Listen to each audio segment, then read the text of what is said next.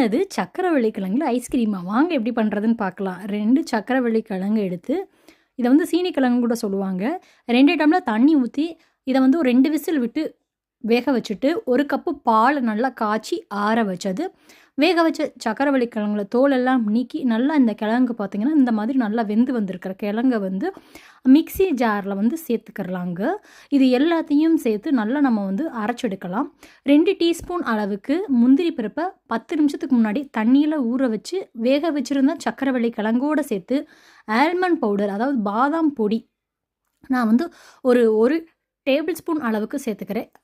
உங்க கிட்டக்க வந்து பாதாம் முழுசா இருந்துச்சு அப்படின்னா, 1 டீஸ்பூன் பாதாம், அது கூட 1 டீஸ்பூன் முந்திரி பருப்பு 10 நிமிஷத்துக்கு முன்னாடியே ஊற வச்சு, தோலெல்லாம் பாதாம்ல வந்து நீக்கி அப்படி கூட சேர்த்துக்கோங்க.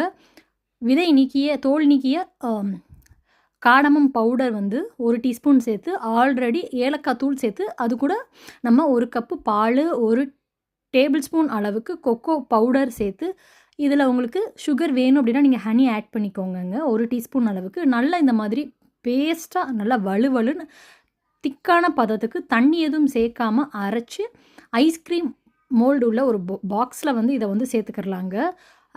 நம்ம வந்து கடையில் வாங்கி சாப்பிட்டு போகல ஐஸ்கிரீம் பாக்ஸ் அந்த மாதிரி இருக்கிறத சேர்த்து மூடி போட்டு இதை வந்து நல்லா ஒரு 8 to 10 ஹவர்ஸ் கிட்ட ஃப்ரீஸ் பண்ணி எடுத்தோம் அப்படின்னா, ஒரு எம்மியான க்ரீமியான நம்மளுக்கு சூப்பரான ஒரு சக்கரவள்ளி கிழங்க பயன்படுத்திய ஐஸ்கிரீம் வந்து நொடியில் தயாராகிடும். இதுக்கு மேலே டாப்பிங்க்கு பிஸ்தா சலாது வந்து பிடிச்சமான நட்ஸ் போட்டு கார்னிஷ் பண்ணி நீங்கள் சாப்பிட்லாம். கடையில் வாங்குறத விட இந்த மாதிரி வீட்டில் ஹெல்த்தியான முறையில் நம்ம செஞ்சு கொடுக்கும்போது குழந்தைங்களுக்கு அதில் இருக்கிற ஃபுல் எனர்ஜியும் போய் சேரும். இதில் பார்த்திங்க அப்படின்னா நம்ம வந்து கிழங்கு, பால், பாதாம், முந்திரி இந்த மாதிரி தான் சேர்த்துருக்கோம்.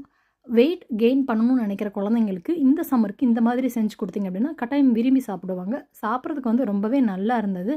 இந்த சக்கரவள்ளி கிழங்கு ஐஸ்கிரீம் வந்து ரொம்ப டிஃப்ரெண்ட்டாகவும், ரொம்ப டேஸ்டியாக, ரொம்ப யூனிக்காகவும் இருக்கும். உங்களுக்கு கட்டாயம் பிடிக்கும்னு நினைக்கிறேன். பிடிச்சிருந்துச்சி அப்படின்னா நீங்கள் வந்து உங்கள் வீட்டில் குட்டீஸ்க்கு வந்து ட்ரை பண்ணி செஞ்சு கொடுத்து அவங்க எப்படி இருக்குது அப்படின்றத சொன்னாங்கன்றத கீழே கமெண்ட் செக்ஷனில் சொல்ல மறக்காதீங்க. இதே போல் நம்ம ஒரு அருமையான, ஒரு இன்ட்ரெஸ்டிங்கான, சூப்பரான வீடியோலையும் சந்திக்கலாம். அது வரைக்கும் நன்றி, வணக்கம், டாட்டா, பை பை. சப்ஸ்கிரைப் பண்ணாதவங்க சப்ஸ்கிரைப் பண்ணிவிட்டு லைக் பண்ணிவிட்டு பாருங்கள். பாய்.